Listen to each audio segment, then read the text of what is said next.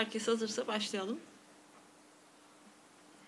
Değerli basın emekçileri, haftalık olan basın toplantımıza hepiniz hoş geldiniz. Sizler aracılığıyla ekranları başında bizleri izleyen de halkımızı buradan bir kez daha saygıyla ve sevgiyle selamlıyoruz. Bildiğiniz üzere siyasi mahpusların 27 Kasım'da başlattığı ve 120 cezaevine devam eden açlık grevi bugün 57. gününde. Bu eylemlerin temel talebi Sayın Abdullah Öcalan üzerinde İmralı Adası'na devam eden tecritin kaldırılması ve cezaevindeki hak ihlallerinin bir an önce son bulması. Tecrit sistemi işkence yasağına rağmen sistematik bir şekilde başta İmralı cezaevi olmak üzere Türkiye'deki cezaevlerinde yaygın uygulanan bir insanlık suçu. Bu sistemli tutsakların avukat ve aileleriyle her türlü iletişim hakkı, haberleşme hakkı, sosyal ilişkilenme hakkı, düşünce ve ifade hakkı gibi tüm yasal hakları ortadan kaldırılmakta ve evrensel hukuk kuralları askıya alınmaktadır. CPT başta olmak üzere birçok uluslararası kurum iktidarın işkence yasağına aykırı olarak tecrit uygulamasına başvurduğunu defalarca belgeledi ve insanlığa karşı bu suçtan geri adım atılması konusunda iktidara çağrılarda bulundu. Ancak iktidar tam aksine bu politikalarından vazgeçmediği gibi tecrit sistemini ülkenin geneline yayarak sistematik ve genel bir hale getirdi. İmralı cezaevindeki tecrit uygulamalarına karşı daha önce de açlık grevleri yapıldı biliyorsunuz. Bu grevlerin etkisiyle aile ve avukat görüşmeleri yapıldı. Ancak 7 Ağustos 2019 son avukat görüşme tarihi oldu ve o günden sonra avukat yasakları tekrardan devreye girdi. Bu durum Birleşmiş Milletler Mandela kurallarına, CPT tavsiyelerine ve 5275 sayılı infaz kanununa aykırı. Cezaevlerinde bulunan tutsaklara karşı tecrit içinde tecrit sistemi uygulanarak keyfi uygulamalarla tutsakların hakları gasp edilmekte. Özellikle pandemi koşullarında hijyen ve sağlık imkanlarından mahrum bırakılan siyasi mahpuslar adeta ölüme terk edilmiş durumda. Son dönemlerde onur kırıcı, gayri ahlaki çıplak arama işkencesi de gözaltı merkezlerinden başlayarak cezaevlerin genelinde daha yaygın uygulanmaya başlandı. Bunlar ve benzeri tüm hapishanelerde yaşanan hak ihlallerine son verilmesi, kişi onuruna yakışır muamele yapılması, mahpuslara yönelik işkence, kötü muamele ve diğer hak ihlallerinin ortadan kaldırılması, hasta mahpusların tedavilerinin aksatılmadan yapılması, hastane sevkleri sonrası karantina koşullarının işkenceye dönüştürülmemesinin önlenmesi de bu eylemlerin talepleri arasındadır. Bu taleplerin tamamı meşru, hukuki ve demokratik taleplerdir. Ancak iktidar talepleri yerine ihlalleri artıracak yeni uygulamalarla devreye sokmuştur. Bu duruma bağlı olarak en önemli hak ihlallerinden birisi de İhal kurulu uygulamasıyla infazı biten tutukların keyfi biçimde cezaevinde tutulmaya devam edilmelidir. İhal kurulları, savcı ve hapishane görevlileri mahpusların şartlı tahliye tarihinden öncesine bir rapor hazırlanıyor ve değerlendirme yapıyor. Siyasi mahpuslara pişmanlık ve itirafçılık gibi kirli politikalar dayatılıyor. Sırf siyasi görüşünden kaynaklı çıplak arama uygulaması gibi cezaevinin insanlık dışı uygulamalara direnen, açlık grevlerine katılanlar hakkında olumsuz raporlar veriyorlar. Tahliyelerin önüne geçiliyor böylece. Kurulda baro görevlisi veya hükümlünün avukatı bulunamıyor ve tek taraflı yargısız infaz süreci İhal kurulları eliyle hayata geçiriliyor. Bu raporlar 2 kez uygulanabiliyor ve her defasında 6 ay olmak üzere şartlı tahliye tarihi 1 yıl kadar ertelenebiliyor. Aslında mahpuslar yeni bir ceza ile karşı karşıya bırakılıyor. İnfaz süreleri bitmiş çok sayıda tutsak keyfi biçimde cezaevinde tutulmaya devam edilerek aslında büyük bir insan hakkı ihlalinin yanında kişiyi hürriyetinden yoksun bırakma suçu da işleniyor. Cezaevlerindeki hak ihlallerine bir yenisini ekleyen bu uygulama mahpuslara cezaevi içinde cezaevi yaşatan hukuk dışı, insanlık dışı bir uygulama. Tüm bu nedenlerle 57. gününe giren açlık grevlerindeki taleplere yönelik başta Adalet Bakanlığı olmak üzere yetkilileri görevlerini yapmaya, ayrımcılığa ve keyfi uygulamalara bir an önce son vererek tüm hak ihlallerinin sonlandırılması ve tecritin kaldırılması için adım atmaya davet ediyoruz. Her şeyden önce bu süreçte açlık grevi mahpusların kaldıkları hapishanelerde düzenli sağlık kontrollerinin yapılması, protokollere uygun beslenme ihtiyaçlarının karşılanması, tıbbi bakımlarının düzenli olarak yapılması gerekmektedir. Çok geç olmadan, yeni can kayıpları yaşanmadan derhal harekete geçilmelidir. HDP olarak insan yaşamının bizim için çok değerli olduğunu buradan bir kez daha ifade ediyor ve mahpusların yaşamlarını riske atacak her türlü tutuma karşı bütün demokratik kamuoyunda tutsakların sesine ses katmaya çağırıyoruz. Herkesi bu konuda duyarlı olmaya buradan bir kez daha davet ediyoruz. Değerli basın mensupları, bildiğiniz üzere Afrin'in işgal edilmesinin üzerinden tam 3 yıl geçti. Tehdit bahanesiyle TSK ve desteklediği cihatçı gruplar Suriye iç savaşında tek bir kurşun dahi sıkılmayan Afrin'e yönelik 20 Ocak 2018 tarihinden itibaren işgal hareketi başlattı. Afrin'de sadece bir coğrafya işgal edilmedi. Aynı zamanda Orta Doğu'nun en eski halklarından olan Kürtlerin dili, kültürü, geleceği ve toplumsal değer yargıları hedef alındı. Biz daha ilk günden AKP iktidarın hedefinde Kürtlerden başka bir şey olmadığını her platformda söyledik ve bugün gelinen nokta gösteriyor ki AKP iktidarı ve desteklediği gruplar Afrin'de ve genel olarak Kuzey Suriye'de yaptıkları bir beka meselesi değil, sadece Kürt düşmanlığıdır. En son Birleşmiş Milletler'in Temmuz-Ocak 2020 tarihleri arasında Suriye'de yerinde yaptıkları incelemelerle bize yeniden AKP iktidarının desteklediği grupların insanlığa karşı suç işlemeye devam ettiğini yeniden gösterdi ve belgeledi. Şunun altını çizmek gerekir tabii ki. Birleşmiş Milletler başta olmak üzere uluslararası birçok izleme örgütü çağrılarına rağmen işgalden sorumlu olan AKP iktidar tarafından bu suçların araştırılmasına dair ne bir adım atılmıştır ne bir açıklama yapılmıştır. İktidarın bugüne kadar bir soruşturma başlatamamasının tek bir gerekçesi olabilir. O da kendi başlatacakları soruşturmada bile asıl sorunları kendileri olduğu ortaya çıkacağı içindir. Evet, AKP bu suçlara ve uygulamalara dair soruşturma açmaması biz orada suç işliyoruzun örtülü ifadesi ve itirafıdır. 3. yılına girdiğimiz Afrin işgalinde şu ana kadar 300 bin Afrinli yerinden edildi. Kentte Kürtçe diline dair her şey Türkçeleştirildi. Tüm okullarda Türkçe zorunlu hale getirildi. Kürt dilinin önemli isimlerinin verildiği meydanlar Türkçeleştirildi. Son 3 yılda çoğunluğu kadın ve çocuk olmak üzere 7 binden fazla kişi kaçırıldı ve binlercesinin hala akıbeti maalesef bilinmiyor. Kaçırılan kadınların zorla evlendirildikleri, cinsel saldırıya maruz kaldıkları Birleşmiş Milletler Af Örgütü ve birçok insan hakları izleme örgütü tarafından somut bilgilerle kanıtlandı. Bu iktidar aynı zamanda Afrin'in doğasını da katlediyor. 20 milyona yakın zeytin ağacı bulunan Afrin'de birçok zeytinlik yağmalandı, kesildi veya yakıldı. Zeytinlerden üretilen yağların iç piyasanın yanı sıra İspanya, Danimarka gibi ülkelerde de satıldığı zaten belgelenmişti. Ve dönemin Ticaret Bakanı gelir bize geçsin istiyoruz diyerek bunları da itiraf ederek kabul etmişti.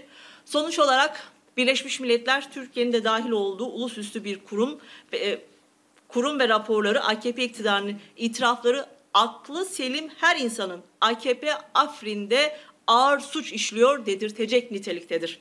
Biz HDP olarak şunu çok iyi biliyoruz. Afrin'de cinayet işleyen fail ertesi gün İstanbul'da, Hatay'da elini kolunu sallaya sallaya geziyor. Ve dün Afrin'de suç işleyen bu zihniyet yarın Türkiye'nin herhangi bir yerinde de aynı suçu işleyecektir. Değerli basın emekçileri, bildiğiniz üzere geçtiğimiz gün Milli Savunma Bakanı Irak'ta çeşitli ziyaretlerde bulundu ve bunlar basına yansıdı. Son yıllarda ne zaman AKP iktidarından birileri Irak'ı ziyaret etse ardından savaş politikaları devreye giriyor ve kan dökülmeye başlıyor. Biz HDP olarak gerek Irak bölgesel yönetimi gerekse de Irak merkezi hükümetinin Türkiye ile diplomasisinde elbette karşı değiliz.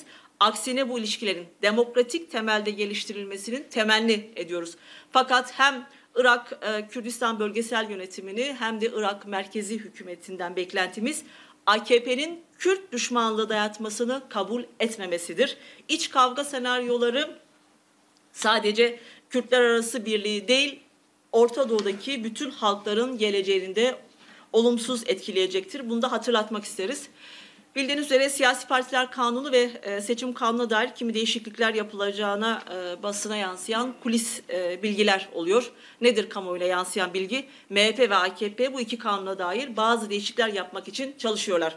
Bir kere altını çizerek belirtmemiz gerekir ki siyasi partiler ve seçim kanunları bu ülkede yurttaşların yönetime katılma biçimini, ülke yönetiminde söz sahibi olma düzeyini belirleyen çok önemli temel hukuki metinlerdir. Dolayısıyla böylesine önemli kanunlara dair MHP ve AKP'nin kapalı kapılar ardında, yani seçimlere katılacak diğer partilere danışma tenezzülüne dahi bulunmadan, ilgili sivil toplum örgütleriyle ortaklaşmadan, yani halktan, kamuoyundan saklayarak, gizleyerek yapmak istedikleri alavere dalavere bir işten ibarettir.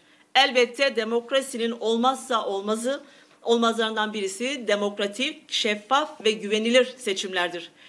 Seçimlerin halk iradesini, yurttaş iradesini en doğru biçimde yansıtacak özgür, demokratik, şeffaf ve güvenilir usul ve yöntemlerle gerçekleştirilmesi, ayrıca seçme ve seçilme özgürlüğün, yani halk iradesinin güvence altına alınmasının bir ülkedeki demokratik siyasetin hakim kılması bakımından hayati niteliktedir. Bu bağlamda seçim mevzuatının demokratik bir temele oturması şarttır ve zorunluluktur. Peki bu iki parti, yani MHP ve AKP 12 Eylül Junta Anayasası bağrından çıkmış mevcut siyasi partiler ve seçim kanunlarını demokratik bir temele oturtmak için mi çalışma yürütüyor? Elbette ki hayır. Nereden biliyoruz? Çünkü kapalı kapılar arkasında ve halktan ve diğer siyasi partilerden gizleyerek yapılan işlerden demokrasi çıkmaz. Çıksa otoriterlik çıkar, çıksa faşizm çıkar, hile çıkar, hurda çıkar. Hatırlayalım, AKP-MHP ikilisi adına Cumhurbaşkanlığı hükümet sistemi dedikleri otoriter rejime anayasal dayanak oluşturmak için neler yaptılar? 15 Temmuz darbe girişimi ardından ilan ettikleri o hal koşullarında siyasetçilerin, akademisyenlerin, gazetecilerin, sivil toplum örgütlerinin, yurttaşların tutuklandığı, fikirlerin dahi özgürce dile getirilemediği, tartışılamadığı bir baskı ortamında sözüm ona halk oyuna sunarak referandumla anayasa değişikliği yaptılar. Sözüm ona referandum, çünkü bu referandum tarihe mühürsüz oy pusulalarıyla geçti. 16 Nisan 2017'de saat tam 16.10'da, yani henüz sandıklar açılmamışken, AKP'nin YSK temsilcisi YSK'ya bir dilekçe vererek mühürsüz oy pusulalarının geçersiz sayılmasını istedi. Henüz sandıklar açılmamışken sandıklarda mühürsüz oy pusulaları olduğunu nereden biliyorsunuz? Ve bu mühürsüz oyların oy pusulalarında yapılan tercihin evet olduğunu nereden biliyorsunuz? Bu ülkede tarihin en büyük seçim hilelerinden birisine imza atarak ve buna kanuna aykırı biçimde olur veren YSK'yı da dahil ederek referandumlarını kazandıklarını ilan ettiler. Adına Cumhurbaşkanlığı hükümet sistemi dedikleri AKP-MHP ikilisinin ülke demokrasisini askıya aldıkları bu yeni rejim meşruiyet kazanamamıştır. Her türlü baskının mübah olduğu bir siyasi iklimde üstüne üstlük hileli bir halk oylamasıyla iktidarlarını tahkim etmişlerdir. Peki bugüne gelelim. Baskı ortamı, faşistan uygulamalar, o hal koşulları ortadan kalkmış mıdır? Hayır, daha da katmerlenmiştir. Peki böyle bir ortamda bu iktidar bloku ne yapmak istiyor? Siyasi partiler ve seçim kanunlarında kalan asgari demokratik kırıntıları da temizlemek, yok etmek istiyor. Kendileri lehine, kendilerinin dışındaki tüm partilerin aleyhine ne kadar daha cambazlık yapılabilir bunu düşünüyorlar, bunun peşindeler. Yapacaklıkları değişiklikleri meclise getirip el kol çokluğuyla geçirecekler. Elbette biz demokratik muhalefetimizi en üst düzeyde yapacağız. Şunu da eklemek isterim. Otoriter partilerin siyaset anlayışlarının bir vesayet odağına dönüşmesini, Türkiye gibi heterojen bir topluma sahip 83 milyon ve genç nüfuslu bir ülkede daha fazla kaldıramaz. Nitekim bunların faşizan sistemleri çatırdamaya başladı da. Diğer taraftan bunlar seçimle gitmez. Ne yapar eder, seçimi kazanırlar, seçimi kaybetseler de gitmezler gibi halk arasına yaymaya çalıştıkları muhalefete oy veren seçmenin inancını zayıflatıp sandığa gitmesini engellemek için sistematik olarak yayılan palavralara hiçbir yurttaşımızın kulak kabartmamasını, itibar etmesini istiyoruz. Bunun için gerekli teknik bilgi ve donanıma, uzmanlığa ve her şeyden önemlisi her zamankinden daha fazla mücadele azmine sahibiz. Biz HDP olarak bu ülkede mevcut olan her siyasetin meclise taşınması gerektiğine inanıyoruz. Çoğunluğun değil, çoğulcuğun siyasetini yapıyoruz ve bu fikriyatın Türkiye Büyük Millet Meclisi'nde de temsil edilmesi gerektiğini düşünüyoruz. Bunun Türkiye'de olan %10'luk seçim barajı dünyanın hiçbir yerinde yok. Bu barajın kesinlikle kaldırılması gerekir. AKP iktidarı 12 Eylül'ün mirası olan bu sisteme sahip çıkıyor. İktidara gelince de yan çizdiler. Bugün HDP'nin baraj sorunu yok, ancak demokrasinin gereği olarak sıfır barajla tüm siyasi partilerin kendini ifade edebileceği, mecliste yer alabileceği koşullar oluşturulmalı. İktidar bloku junta mirası seçim barajını kaldıracağına, demokratik, adil, eşit bir seçim yarışı için artık ucube hale gelmiş seçim kanunları değiştireceğine, yatıp kalkıp hiç kimselere danışmadan, konuşmadan Ali Cengiz oyunlarıyla ülkenin geleceğini dizayn etmeye çalışıyor. Biz buna izin vermeyeceğiz. Siyasi partiler ve seçim yasası üzerine çalışan parti komisyonlarımız hazırlık içerisindeler. Bizim için temel kriter demokratik ölçü ve ilkelerin temel siyasi partiler hem seçim hem de diğer ilgili kanunlara yedirilmesi gerektiğidir. Sandık üzerinden toplum mühendisliği yaparak halkı seçimden, sandıktan soğutmak isteyen, inancını kırmak isteyen AKP-MHP iktidarına şunu söylüyoruz. Halkın öfkesini hangi sandık hilesiyle yok edebilirsiniz? Sokağın kabaran öfkesini seçim sandıklarına taşıracağız. Sokağı mutlaka iktidara taşıyacağız.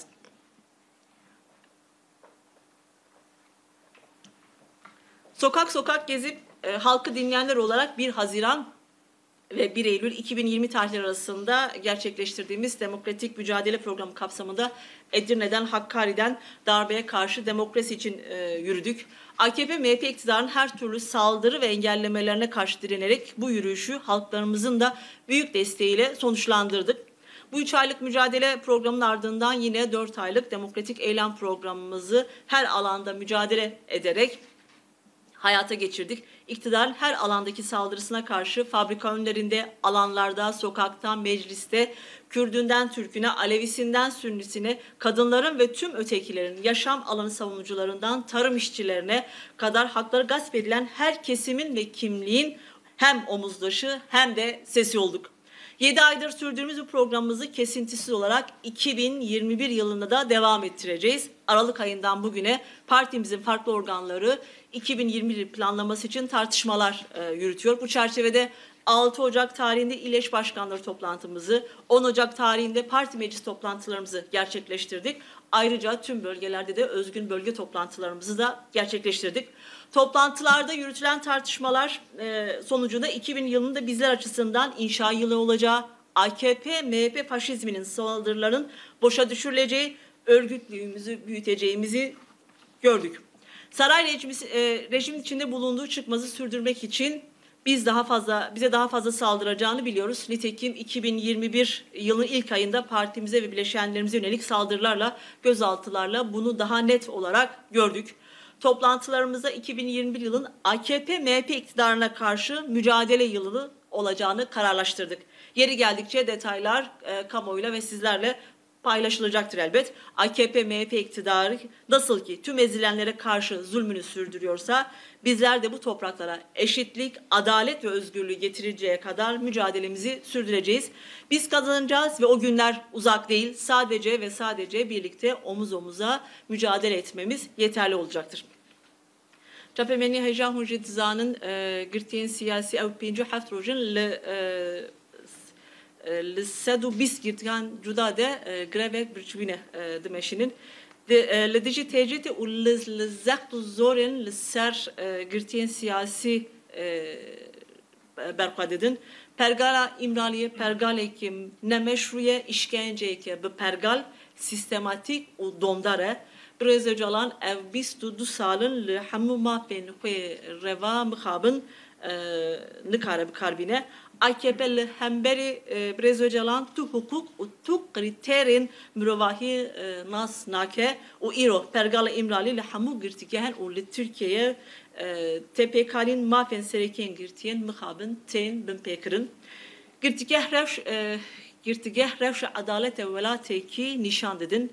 Le Türkiye girtigehin her dem bule cihen işkence u nehaki cihen zahtu zordari u iro ev nehaki gihiştiye asteki heri mezil lehember girtiyan politikayın tecriti de nav tecriti de temeşandın girti de girtigan careki din te ceza kırın o ten tecrit kırın revşa girtiyen nehvaşi roj bir roj ber bir xraviye diçe Suce her mezin haji bi deste lejneya hale baş tekirin girtiyen ku vakta infaz van xalas buye dive ben berdan bi deste van lejleyan mukabın nayin berdan deslatlar lehember girtiyen siyasi nefreteki pirmezin و بکین و نفرت تودیگره حق گرتیان دخم اموان پولیتیکان ردکن ام دستلاتداری گازی hukuk و adaletikin em de bel hukuk و adaletin xe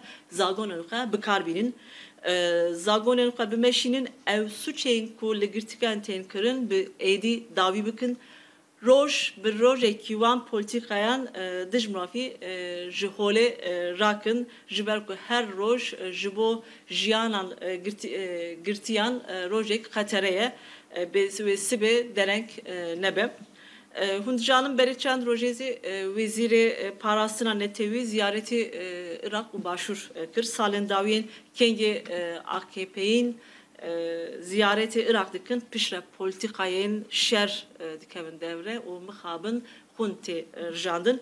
Emveki HDP diplomasiya bir rayadaran başur u rayadaran Irak'e bir Türkiye'yle emigring dibinin em hevidarun ku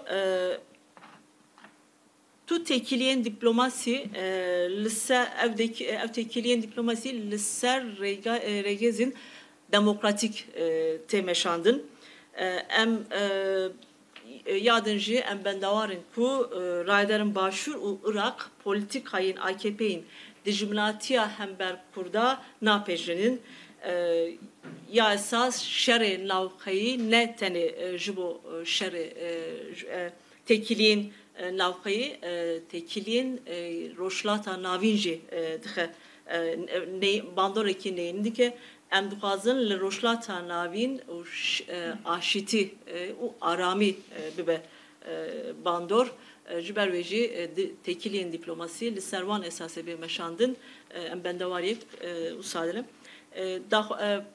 Civinameye çapemeli xelas bu ger pirstuna be ama bikadinin. Fermo.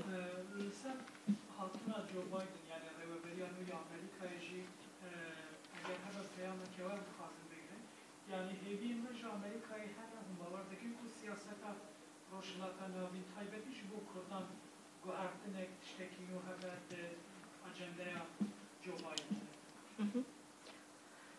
Ya esas em cardın nıvır peyvurdar yani peyvurdar yavi pirozdikin hevidarım ku jibo despeki jibo Amerika jibo dünya jibo roşlata navin rojen baş ve despeki le em jibo roşlata navin jibo peşeroje gele kurt em bukha bavarın em bukha bendavarın gele kurt ger tifaqe gele kurt mezimi be ger tekoşina gele kurt mezimi be jibo gele kurt peşeroje ki baştır ve çebibe elbet rayadar yani reveberiyin velatin li bandorik mezimi ama ya esas ittifaka kurt ve bandor bike ve li serviyaha hem Şükürsem şahane başlanmaz emişti persemin hemen persayeken parlamentoya Avrupa'yı do biriyareke eşkerektir böyle bir biriyar ve Selahattin Demirtaş bu girtiyen siyasi bile zubes beyna azalttı li serviyeke nxandra hedefi çi ve her vak komisyona ku jibo Selahattin Demirtaş adlı avakirin o dönem kijan xabatı dahi fırsat diyem ji hevşaridare beriye tersi kulde u savi peymatiye destişan kirin daxilaniye kabelak kir Gotubu ve HDP ve partiye ki Gırseyi ve her vahab ve partiye ki Sivan ve gelen bir konsepti. Bu gotubu ihtiyacı belirli ve fikreken nu heye. Hem bir yeke çavadın nakinen hem rahneyin ayhan bilgen hem ji egotun ku partiye ki nu avabke ve beraber bir yeke tüm danışmanlığı ki velgel ayhan bilgen heye dostlar. Despeki bir yara Avrupa'yı gringe em yasas HDP her tim van bir yaran beri van bir yara megotubu siyasi girtiyen siyasi ve tevahi ben berdan jiber ku bir yara ahimci nişan da bu ki ona bir talimatın AKP'nin hatına girtin bir talimatın AKP nehale hapsine jiber veji yani despeki me gotubu emcardan dubara dikkin jibo girtiyen siyasi azadi kampanyayı ku em bir meşinin juka min daxuyan jigot em rojen peşte ser van xabaten ku bir aya geçtire parve bikin em yani xabateki esası he ama da kariyeme he em bir vekim civina çapemeni em juara parve bikin peşe rojede hiç ama da kariyeme berdevam dikin jibo biraz Ayhan Bilgenci az despek üyabejim biraz Ayhan Bilgen bir politikayın iktidarın dijminatın hala hapseye ger be hukuki ve be adaleti hatiye girtin peyüstek biraz Ayhan Bilgen ve ki ev be hukuki bedavi be demildest be berdan bir gince azadiye xwe Ayhan Bilgen hemen demede hevşar edilmeye karşı bir tekili ve partiyemi hiç berdavam dike hemen demede endamın damarızandırı HDP'ye hemen demede demek ki ser karbu karu xabatin hem MYK hem ji berdevki parti karın per gring meşandın jibo meji yani Ayhan Bilgen rehevaleki meye bi kıymetim jibo peyvis yani regezin demokrasi herkes dikara rahne bike herkes dikara nirkhandirir bike düve alide HDP behezeku bir rahne u nirkhandirin azat ratiye girtin hatta nihaji mel servan esası karu xabate ku meşan diye le jibo HDP her fikir her nerin bi kıymete bi vatedera bu jibo Türkiye'de ben ya demokratik tahammüller gereği em her tim nikaşen usa dikin le